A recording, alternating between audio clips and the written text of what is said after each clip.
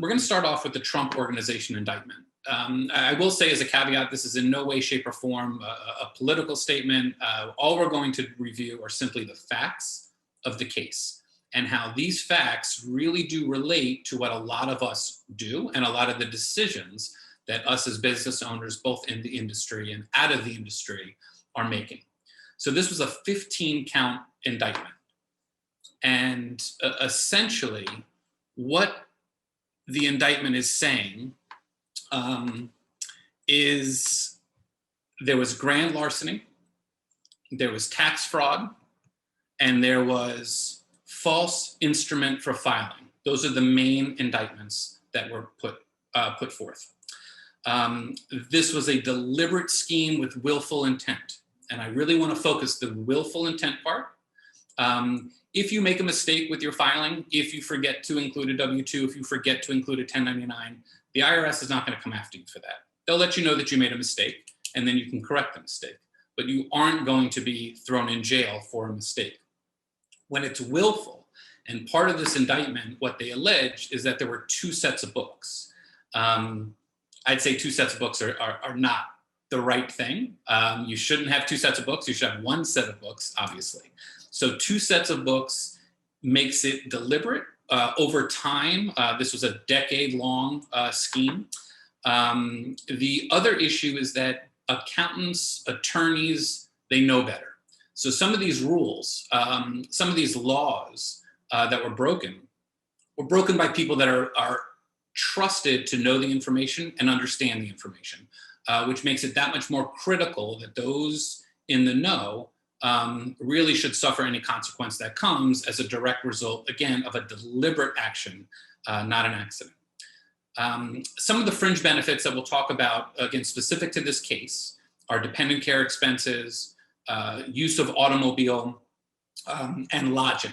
So if you are working for a company, if you are working for a startup company and you decide to pay yourself a very low salary because you're a startup, but as a result, you're going to have the company pay for your apartment, you can't do that. You can't do that, I should say, without having it included in your W-2 and included in your income. And that we'll talk about in a little bit more detail soon. Residency, we're going to talk about. Specifically with COVID, and specifically now, this is a topic that a lot of our clients are talking about. The proverbial number of 183 days seems to be locked into everybody's consciousness. If I'm out of the city for 183 days, I'm not a resident, I don't have to pay tax there. Although the 183 day count is a true number and is a hard count, obviously it's not that simple. So those of you that are old enough to remember your Choose Your Own Adventure books, if this, then that. So we have to really look at what determines residency and how residency for tax purposes is counted. With payroll and income tax evasion, another area specifically, again, to the indictment, we're going to review what makes someone an independent contractor, how you need to pay them as if they're an independent contractor, and if, depending on what type of business you are, again, if you're an S corporation owner or you own an LLC, that determines how you must be paid, and that we're going to review as well. Fringe benefits, pretty simply put, a fringe benefit is a form of pay for the performance of services. There are taxable fringe benefits and there are non-taxable fringe benefits, and there are de minimis fringe benefits. So one example of a non-taxable fringe benefit would be if your company pays health insurance for you, or commuting expenses, or group life insurance. These items are considered fringe benefits, but are not taxable. A de minimis fringe benefit would be if you walk into your office every day and your company has coffee set up for you. If you have that coffee every day, that is a de minimis fringe benefit that, even if you have 100 cups of coffee, that will not be included in your income. If, however, you are a coffee shop and you give your employees that come in coffee every day, that may be subject to use tax. And when we get to the sales tax category, or topic, we're going to review use tax, again, in a little bit more detail. If you are giving somebody a fringe benefit, the amount that you're giving them needs to be included in their income and included in their W-2, and payroll taxes need to be withheld. If the employee is paying for a portion of it, the difference between the fair market value and what they're paying for would be included in their W-2 and in their income. The general valuation rule, again, pretty simple. It's the fair market value of what the individual is receiving. And the fair market value is not something that's determined by me as the employer or you as the employee. It's not artificially taken from throwing darts at an area and saying, I think that this car should be valued at $200. I did my own research. I looked at the Kelley Blue Book value.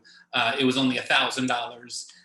It needs to be what a unrelated third party would pay you. That's where the fair market value is going to become. So again, you don't decide it, I don't decide it. You need to come up with what the fair market value is going to be of what you're receiving. A lot of clients ask, if I buy a car, can I put the car through the business? Or how do I get the most bang for my buck? How am I able to take a deduction for my car?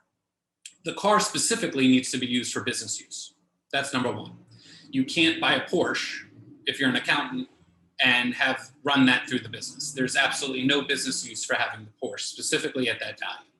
If you are running a wine shop and you decide to buy a van, and the van is emblazoned with your logo, that would be a completely deductible item because the van itself is being used and there's advertising of your company for the business. Everything that you do needs to be substantiated if you're going to take a deduction for it. I'll probably say this more times than once today. Substance over form is what matters. So it's not so much what it looks like, it's how did you get to the issue. So you can make a situation look like you're a resident in one area. You can make the car look like it's a business car. But if the way that we're coming about to residency, if the way that we're coming about to get to that vehicle does not smell like it's for business use, does not look like it's for business use, and there is not substantiated documentation, the deduction that you're taking could be disallowed. So for a company vehicle to be deducted, again, it needs to be used specifically for the company. And if you are driving to see clients, you need to have a log of these are the miles that we've driven, this is where we've gone, this is who I saw. Again, everything you want to be able to have backed up with substantial documentation. Another area specific to the indictment, we kind of talked about this earlier with the apartment, is lodging. So on the indictment, amounts were paid for lodging and they were booked as rent against the company. And this was booked as rent in the second company's books, not the first company's books. You cannot take a deduction for the rent if you are paying for your employee or if you are the owner of the company, if you are paying for your personal rent and not have it go through payroll. So a couple of areas where it would be okay if it was furnished on your premises, if you had a service area on the lower level, lodging above the unit, and it was easier for the employee and a condition of their employment in order to wake up early. Let's say you had a bakery, 4 o'clock in the morning, you had to start baking bread. If for the convenience, you had an upstairs lodging situation where the bakers were able to stay, wake up at 3:30 in the morning, come down, bake the bread, that would be allowed. Okay, so again, it really needs to be specific to the situation. It needs to be on your business premises. It needs to be furnished for your convenience. And it needs to be a condition of the actual employment where you're accepting, again, essentially the lodging area that you're going to have. For dependent care assistance, another area, especially now, especially with COVID, that is a little bit more front of mind. So you are able to exclude some dependent care expenses. In 2021, that number was increased to 10,500. Historically, and perhaps prospectively, that number may go back to the 5,000 that it was. But for 2021, the amount is $10,500. So you are able to exclude up to $10,500 to be used for dependent care expenses. Now, if it is excluded, there is also a dependent care credit, and you are not able to take both. We will talk about the differences between an expense and a credit when we get to the FICA tip credit section. There is also an exception for highly compensated employees. And the reason that I point this out, again, specific to the audit, specific to the indictment, is that the individual in question was a highly compensated employee. They weren't a 5% owner at any time, but they did have more than $130,000 of earnings. So again, back to the choose your own adventure moniker, depending on certain situations and depending on certain fact patterns, are going to lead us to what decisions we can and cannot make. So as I mentioned earlier, the residency issue, especially now because of COVID, is really front of mind. Permanence and intent are really the two key factors of what's going to determine residency. Where do I plan to come back to when I leave? One example that I like to give is college. If you live in New York and you go to school in Michigan, you are not considered a Michigan resident because once the semester is over, you're going to come back home to New York. So last year, when COVID initially started, a lot of people fled the city. I've got a house in the Hamptons, I've got a house upstate, my mother has a house in North Carolina, I'm gonna go there, and I'm going to spend 183 days out of the city. Again, it isn't that simple. If you plan to come back, COVID itself, although it lasted a lot longer than any of us had anticipated, was not a permanent event, it was temporary. So if the idea was to leave temporarily, even if you were gone temporarily for 183 days, but then came back, you would not be able to absolve yourself of being considered a New York City resident. People with school-age children, this is another big thing. So you could move, you could change your voter's registration, you could change your driver's license. And again, when we look at substance over form, these are items that need to be considered and looked at from a residency standpoint in order to ensure that you can paper it. But paper itself doesn't necessarily mean that you're a resident. So if you leave, if it's temporary, but school starts in September and you're coming back to enroll your children in school in September, then the absence was temporary. And the intent was to always return.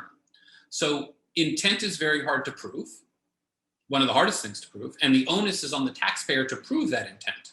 But the permanence and the intent are what matters. And again, specific to this indictment, there was a New York City apartment where somebody was living in, working in, coming into work every single day, but decided not to consider themselves a New York City resident. Again, knowing the rules, knowing that it's not just a day count, and still saying that I'm out of the city, I'm going to evade city income taxes.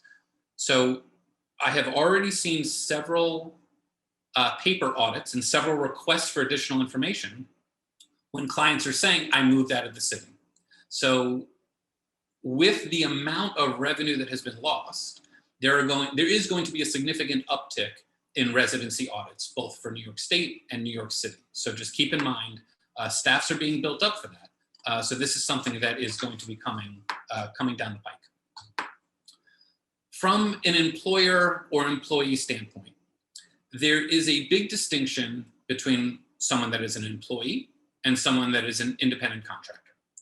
If they're your employee, you control what they do, when they do, how they do, and you set their rate of pay. An independent contractor, for lack of a better term, is truly that, independent. They're able to set their own pay.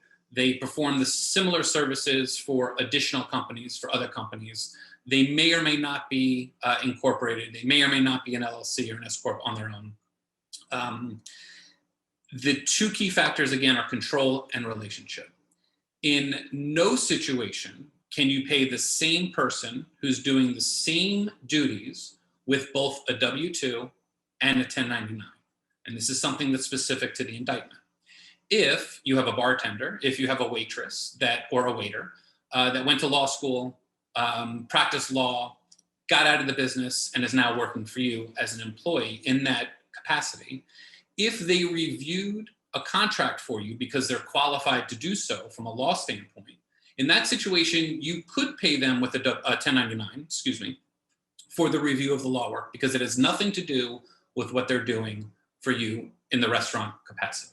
So if they're working on the same thing, again, in this particular indictment, the same individual was paid with a W-2 and a 1099, which again, for the same services, Same individual doing the same things, that is absolutely, absolutely not allowed. And again, the intent was to work around payroll taxes, both by the employer and the employee. The deliberate scheme was put into place by people who understood and knew the rules. So these are areas where everybody needs to be very mindful of, specifically in the hiring standpoint. Now, in regard to an S corporation owner, in regard to an LLC owner, an S corporation owner has to be on payroll and has to pay themselves a salary, which is commensurate with the job that they're doing in the geographical location that they live in. Conversely, an LLC owner is prohibited from paying themselves a salary and being on W-2. They get what's called a guaranteed payment. So again, depending on what type of industry you're in, depending on where you're doing it, and depending on what type of entity you are, will determine as an owner how you're supposed to be paid. Again, from an individual standpoint, you cannot have the same person performing the same services, getting paid by both a W-2 and a 1099 as an independent contractor.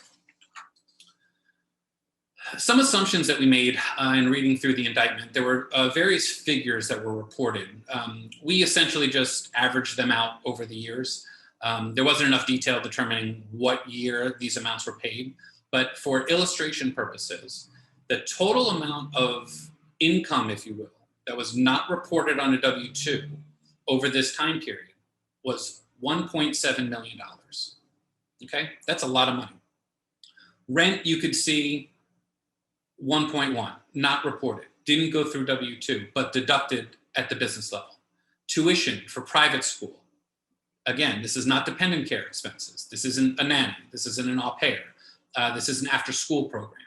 This is private school. And again, at the tune of almost $60,000 a year. The auto lease, again, where clients are questioning, what can I deduct? What can I put through? A lot of these similar issues we go through, where again, what can I put through as my business from a living standpoint? Can I put my car through? So over time, $1.7 million was not reported. This is why grand larceny was one of the counts in the indictment. So this kind of gives you an idea of the breadth and the length of the scheme that was put into play. From a tax standpoint, the amount of tax, again, we took some liberties and assumptions of a flat New York State rate of 8%, New York City of 4%, the top federal rate, and the Medicare only portion of both the employer and the employee side of the payroll tax. The individual had exceeded the Social Security wage base in all years. Medicare, however, goes on forever. So you can take a look and see about $916,000 of tax was evaded on the personal level. Again, deliberate intent and an indictment. This goes well and above and beyond a simple mistake that was made. So again, you can kind of see, number one, how quickly numbers can add up and how quickly the amount of tax due. And this is just tax. This is not interest. This is not penalties. So the $916,000 number could easily be increased and will easily be increased with both interest and penalties. If you are an independent contractor and you get paid on a 1099, you're able to make a contribution into a SEP, which is a self-employed pension plan. The max SEP contributions are illustrated on the right-hand side. The difference in the taxation, again, I just want to illustrate the difference between being paid on a W-2 alone, which is what the tax would be under salary, and being paid with both a W-2 and a 1099 with the same individual, and having the ability to put SEP contributions in. The difference in tax was about $140,000. Again, not an insignificant number. And the same individual cannot be paid by a 1099 and a W-2. So you can see all the multiple benefits that are going through, where the individual in question was allowed to contribute $417,000 into a retirement account, which will grow tax-free. Now, granted, when you pull the money out, you pay tax on it. But this is a benefit that should not have been received and should not be allowed. And again, the $140,000 difference in tax over an 8-year period is certainly significant. In regard to the Restaurant Revitalization Fund, now kind of to jump around a little bit, we're going to hit some of the other topics that we had talked about before as well.